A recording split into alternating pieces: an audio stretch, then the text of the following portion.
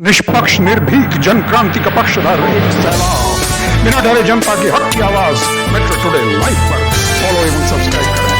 हम हैं आपकी असली आवाज मेट्रो टुडे लाइव। नमस्कार, आप देख रहे हैं metro today live. Metro today live से आज हमारा मुद्दा है राजस्थान में किसकी बनेगी सरकार। और हमारे साथ जो इस समय जुड़े हुए हैं वो हैं एब्रिल साहब। एब्रिल मलिक जो हैं बीजेपी के कार्यकर्ता हैं और बीजेपी से जुड़े हैं, स्पोक्स पर्सन हैं।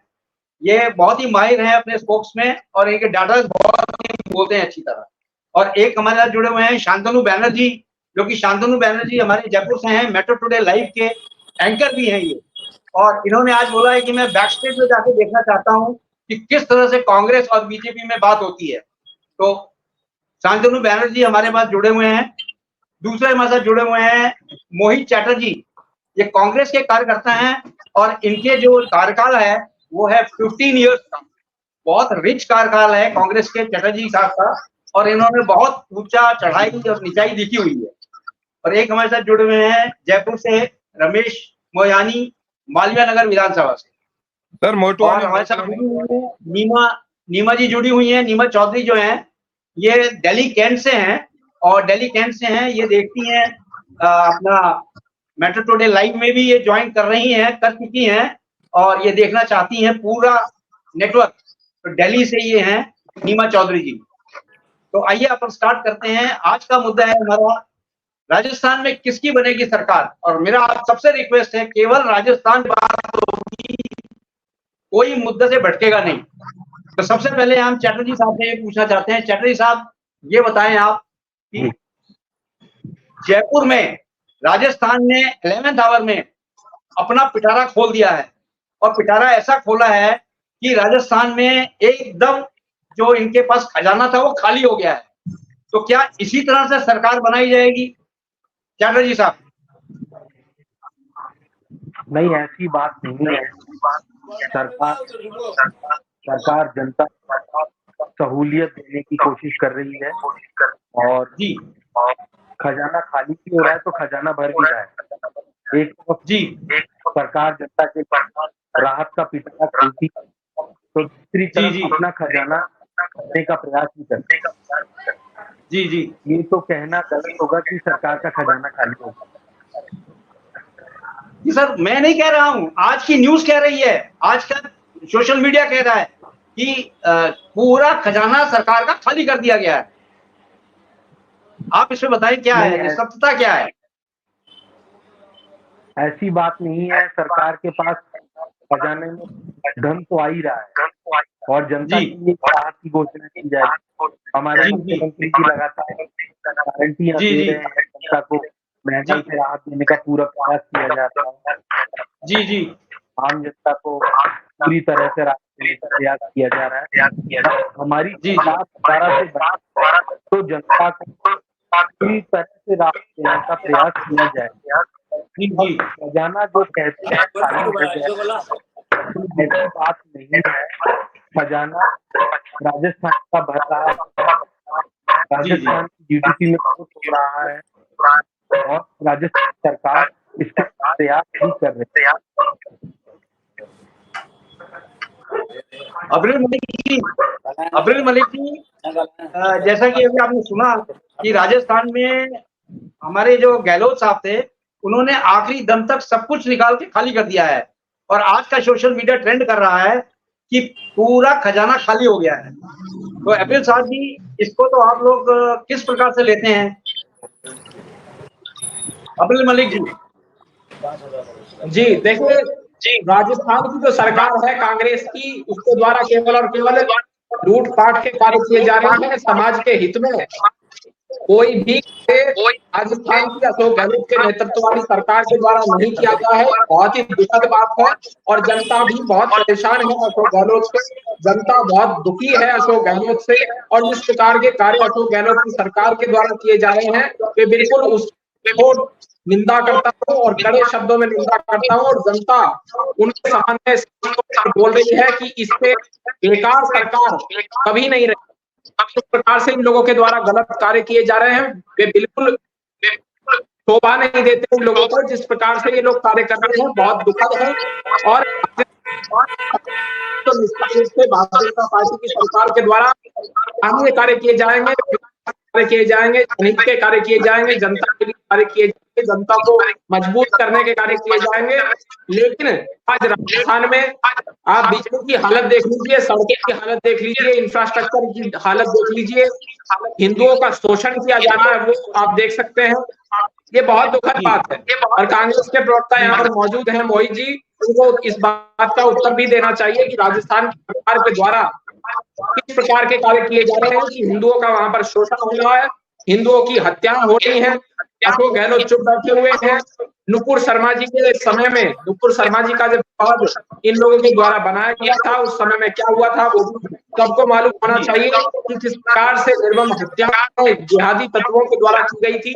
ये जो फूल फल रहे हैं इस राजस्थान राज्य के अशोक गहलोत के नेतृत्व में, ये बहुत दुखद बात है। इस बात को समझना चाहिए। जनता को देख रही है, आधार पर जनता भारतीय जनता पार्टी को वोट देगी, कमल का फूल खिलाएगी और कमल का ही बटन दबाएगी। कांग्रेस के पंजे को इस बार समाप्त करने का संकल्प जनता के द्वारा ले लिया गया है। इस बात को अच्छे से इन लोगों को जान लेना चाहिए और ये भी समझ लेना चाहिए कि जो भारतीय जनता पार्टी के द्वारा कार्य किए गए हैं, नरेंद्र मोदी की सरकार के द्वारा कार्य किए गए हो, फिर वहां का जो हमारा प्रदेश नेतृत्व है और जो राजस्थान राज्य के अंदर तो हमारे रिप्रेजेंटेटिव जीते हुए हैं, उन लोगों के द्वारा जो कार्य किए गए हैं वे बहुत सराहनीय है। लेकिन वहां के हमारे नेताओं को परेशान करने का कार्य, राजस्थान की भारतीय जनता पार्टी की लीडरशिप को परेशान करने का कार्य कांग्रेस की सरकार के द्वारा किया गया। और वहां के जितने भी हमारे जीते हुए member of legislative assembly MLA थे,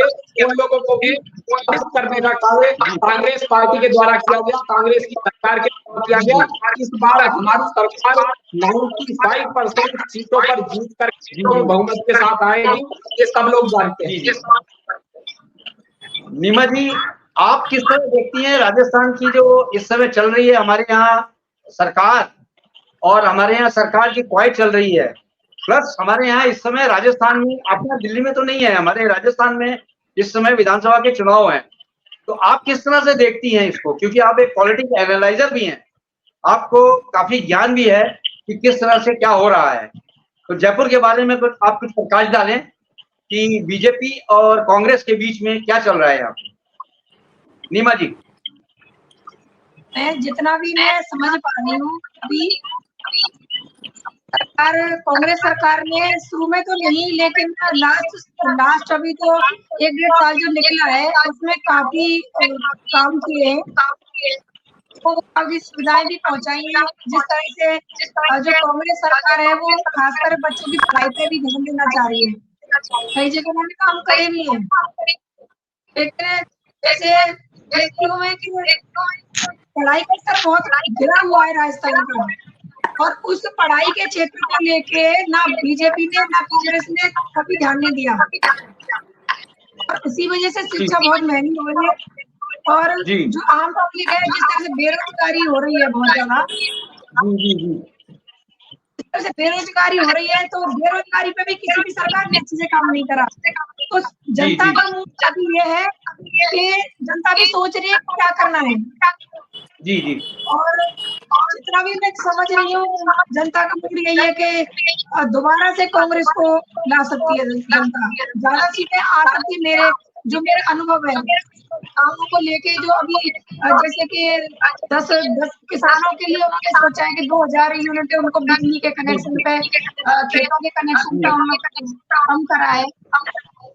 और इसी वजह से दिल्ली में भी केजरीवाल जी की सरकार बनी है, तो उन्होंने छोटे छोटे मुद्दों को उठाया है, और इसी की कॉपी करते हुए अशोक गहलोत जी भी उस पर थोड़ा काम कर रहे हैं। वो देख रहे हैं कि दिल्ली में 3 बार सरकार बन गई, तो मुझे की ऐसी चीजों पे काम करना चाहिए, छोटे छोटे जनता के मुद्दों को उठाना चाहिए। तो आगे की जितनी भी सरकार है उन्होंने जनता, गरीब समाज और गरीब तबके के लोग होते हैं, उनका ज्यादा ध्यान नहीं दिया है। नीमा जी, आप इसको किस तरह लेती हैं कि कांग्रेस सरकार ने यहाँ पे फ्री बहुत कुछ बांटा हुआ है, तो ऐसा तो नहीं है फ्री बांटने से आपको वापस सरकार मिलेगी? क्योंकि यहाँ पे जो देखा गया है राजस्थान में, राजस्थान वाले जो हैं वोट तो देते हैं, लेकिन अभी फ्री का लालच उनको खत्म हो चुका है, क्योंकि उनको पता चल चुका है कि इसके पीछे क्या राजनीति है। इसके बारे में आपको क्या कहना है?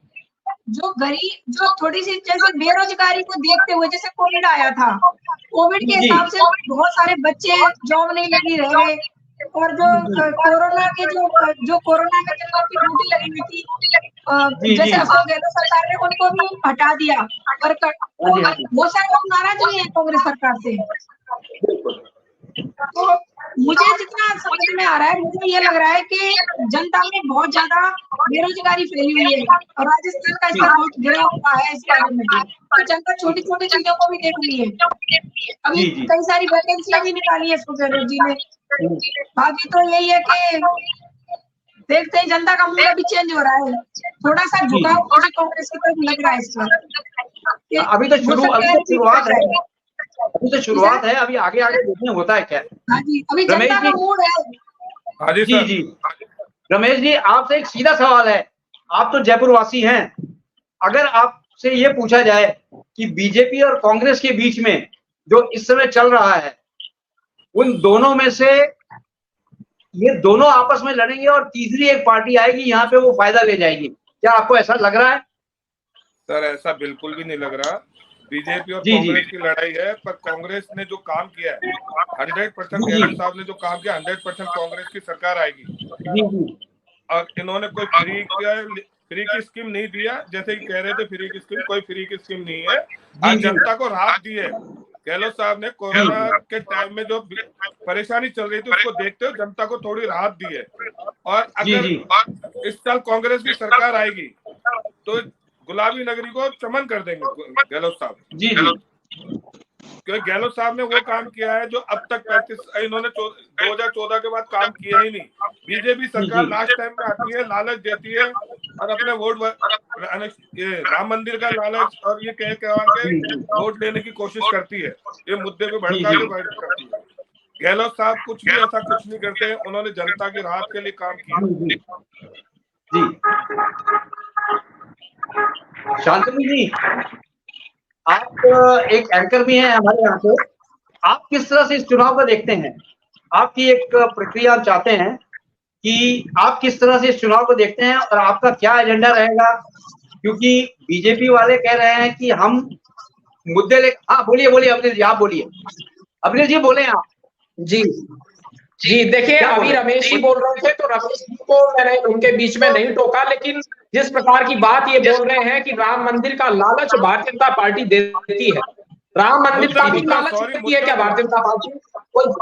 कोई व्यक्ति इस बात को स्पष्ट करे, कांग्रेस की क्या मान्यता हो चुकी है? ये राम मंदिर का लालच किस प्रकार के शब्द लोग बोल रहे हैं। और अब देखिए भागते हुए उनके पास बात आपको शोभा नहीं देती। कांग्रेस वालों को इस प्रकार की भाषा का प्रयोग नहीं करना चाहिए, इस बात का ध्यान रखना चाहिए। और जिस प्रकार से ये बोल रहे हैं कि राम मंदिर का लालच देती है, तो भारतीय जनता पार्टी का में योगदान है, राम मंदिर निर्माण में भारतीय जनता पार्टी का बहुत बड़ा योगदान है। जिस प्रकार से आपके गठबंधन के ही लोग हैं, इंडी गठबंधन के, समाजवादी पार्टी वाले, समाजवादी पार्टी के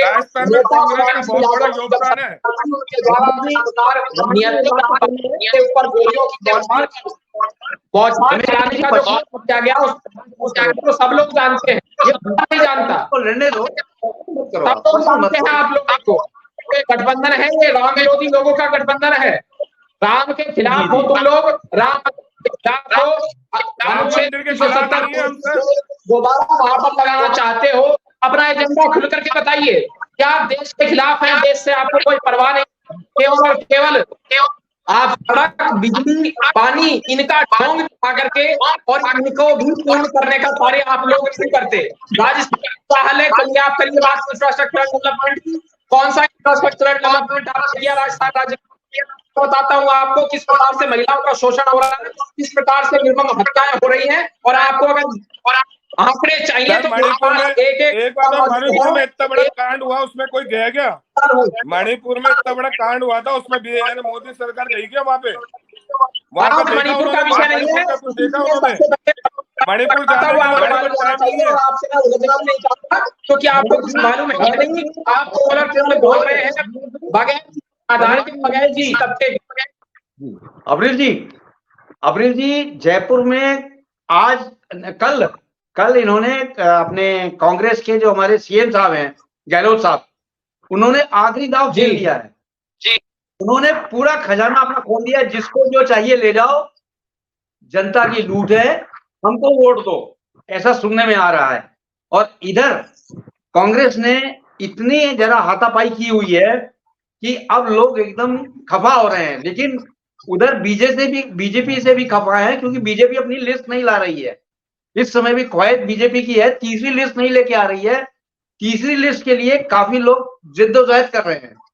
ऐसा क्या कारण है कि तीसरी लिस्ट नहीं आ पा रही है राजस्थान में? जी देखिए, जिस प्रकार के कार्य राजस्थान की सरकार के द्वारा किए गए हैं उनको इस बार भुगतने के लिए तैयार होना चाहिए, क्योंकि जनता काफी नाराज है इन लोगों से। अशोक गहलोत से नाराज है, कांग्रेस पार्टी से नाराज है, और पूरी कांग्रेस पार्टी लोगों ने लूटने का कार्य राजस्थान राज्य को किया और गांधी परिवार के चरणों में उस पैसे को रखने का कार्य लोगों के द्वारा किया गया। तो ये सारा का सारा एक प्रकार से लूट गांधी परिवार के द्वारा, कांग्रेस पार्टी के द्वारा बनाया गया है। और इसके ऊपर इस बार जनता बिल्कुल भरोसा नहीं करेगी, और जनता का भरोसा कांग्रेस पार्टी के ऊपर से उठ चुका है। ये जातिवादी लोग हैं, ये परिवारवादी लोग हैं, ये विनाशकारी लोग हैं, ये भ्रष्टाचारी लोग हैं, ये दोगले लोग हैं, ये लुटेरे हैं, चोर हैं, डकैत हैं, और देशभक्ति का तो इनसे दूर दूर कोई नाता है ही नहीं। और जिस प्रकार के ये कार्य कर रहे हैं, ये सेना से सवाल पूछने वाले साथ खड़े होते हैं और स्वयं भी सेना से सवाल पूछते हैं। ये आईएनएक्स मीडिया घोटाला पी चिदम्बरम जी के द्वारा किया गया, वो सब लोग जानते हैं। और जिस प्रकार के घोटालों की बहुत लंबी सूची मेरे पास मौजूद है, कांग्रेस पार्टी के द्वारा जो मनमोहन सिंह के शासनकाल में किए गए, मनमोहन सिंह प्रधानमंत्री हुआ करते थे, गवर्नमेंट के समय में किए गए, यूपीए 1 के दौरान, यूपीए 2 के दौरान जिस प्रकार से देश के खजाने को लूटने का कार्य कांग्रेस पार्टी द्वारा किया गया, और मनमोहन सिंह को रिमोट कंट्रोल से चलाया गया, सोनिया गांधी के हाथ में वह रिमोट कंट्रोल मौजूद था। तो इन चीजों को सब लोग जानते हैं, सबको मालूम है कि किस प्रकार से लोग कार्य कर रहे हैं, और देश को इन्होंने लूटा है जब इनकी देश में सरकार रही। और आज के समय में एनडीए की सरकार है, मोदी जी की सरकार है, तो गरीबों, पीड़ितों, शोषितों, वंचितों, दलितों, हर वर्ग के लिए कार्य करने का काम सरकार नरेंद्र मोदी जी के नेतृत्व में जा रहा है। आदरणीय जगत प्रकाश नड्डा जी के नेतृत्व में भारतीय जनता कार्य कर रही है। और निश्चित रूप से मुझे लगता है कि इस बार 90%, 95% सीटों के साथ पूर्ण बहुमत की सरकार राजस्थान के अंदर भारतीय जनता पार्टी की बनेगी, और कांग्रेस के सभी नेताओं की, ज्यादातर नेताओं का तय है, क्योंकि राजस्थान की जनता के अंदर आक्रोश है, छात्रों के अंदर भी आक्रोश है, महिलाओं के अंदर भी आक्रोश है। कांग्रेस के लोगों से सब लोग आज के समय में खफा हैं। और जिस प्रकार से किसानों की आप बात कर लीजिए, किसान वर्ग इनसे नाराज है, और जिस प्रकार से ये काले किसान कानून, काले किसान कानून चिल्ला करके लोगों के द्वारा कहा गया था, लोगों को समझाने का प्रयास किया गया था, तो राजस्थान की जनता और राजस्थान के किसान तो चुके हैं, क्योंकि बहुत लंबा समय गुजर चुका है इन कार्यों को।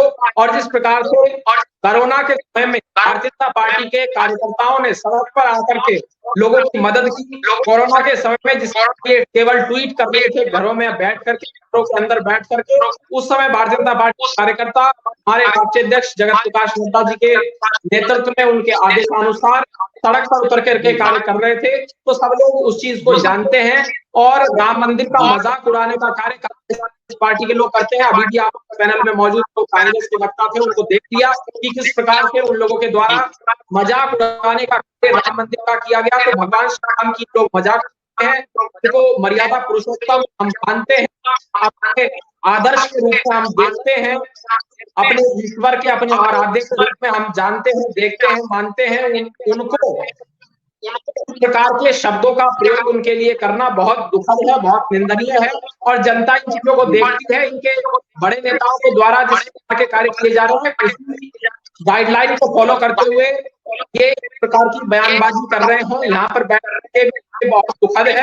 राजस्थान की जनता को निश्चित रूप से जो परिणाम है वो जल्द आपके सामने परिणाम आ जाए। जी देवी जी, आप ये बताएं कि आप किस तरह से देखते हैं कि ये जो सरकारें चल रही हैं, इस समय सरकार चल रही है और अभी जो वापस हमारे यहाँ विधानसभा के चुनाव होने वाले हैं, आप किस तरह से देखते हैं देवी जी? देवी जी आप बताएं।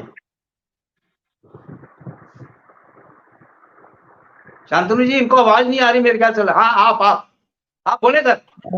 लेकिन मैंने जो अभी देखा है, आपकी आवाज नहीं आ रही है? चांस दिया जाए तो ज्यादा अच्छा होता है। मोहित जी ने 2 बार उंगली उठाई तो बोलने पा रहे हैं मोहित जी। हाँ, इनकी आवाज नहीं आ रही क्या? आपका प्रश्न दोबारा बोलिए। हाँ, मैं ये पूछ रहा हूँ कि राजस्थान में इस समय कांग्रेस की सरकार है, तो कांग्रेस की सरकार ने बहुत अच्छे काम किए हैं, बहुत कुछ फ्री बांटा है।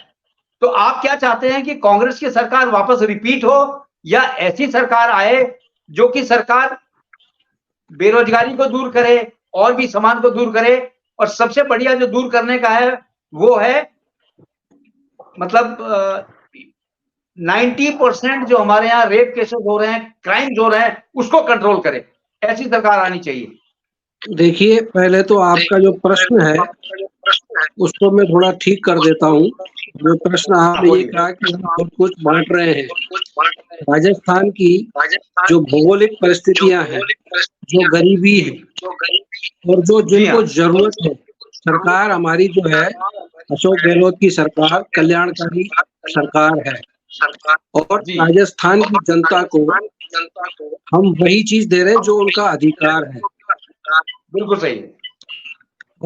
और उन अधिकारों को हम बंटवारा करके चलते हैं। छोटे से छोटे गरीब को गणेश मान के हम उसके काम करते हैं और उसी क्रम में हम दावा करते हैं। अमेरिका में तो लोगों को घर घर बैठा दिया, होगी, रिवाज बदलेगा और 156 के बहुमत के साथ हम पूरे राजस्थान में एक छत्र शासन करने के लिए तैयार बैठी। राजस्थान की जनता आतुर है कि अशोक गहलोत दोबारा से बने, क्योंकि वो ही एकमात्र ऐसा मुख्यमंत्री है पूरे देश में जिसने गरीबों के दिल में दर्द पैदा होता है उसके। अभी मुझे एक दूसरी बात कहना चाहूंगा।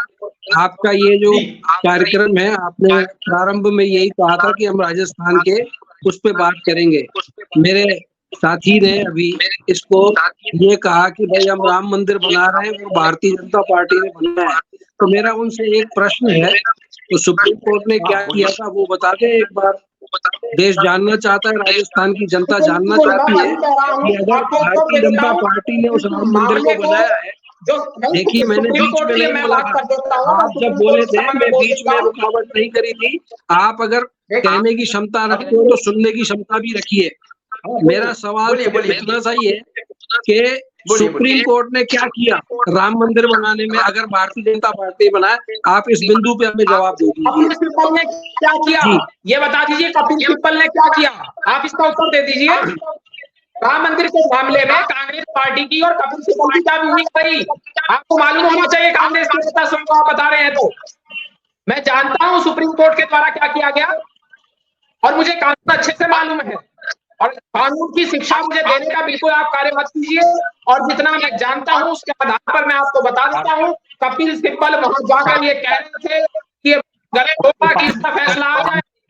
फैसला नहीं चाहते थे कि फैसला आए, वो राम के खिलाफ थे, वो इस चीज के खिलाफ थे कि भगवान श्री राम का मंदिर का निर्माण हो। किस प्रकार की आप लोग बात करते हैं? आपको इस देश में रहने का अधिकार होना क्यों चाहिए? आपको इस देश को छोड़कर चले जाना चाहिए। सबसे पहले तो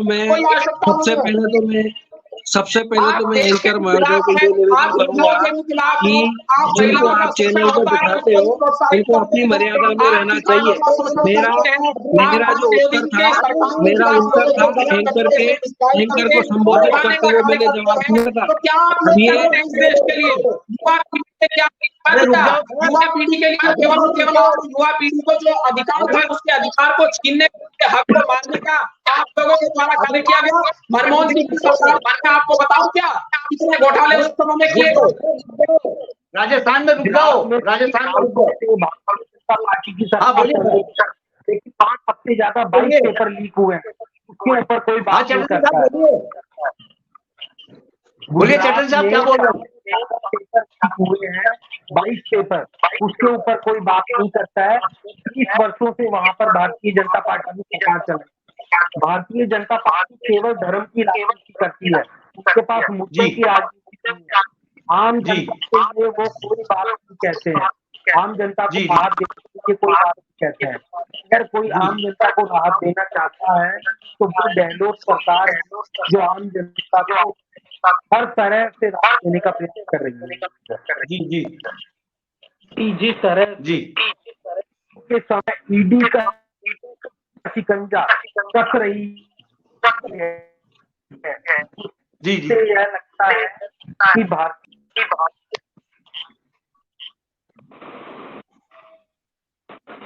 लगता है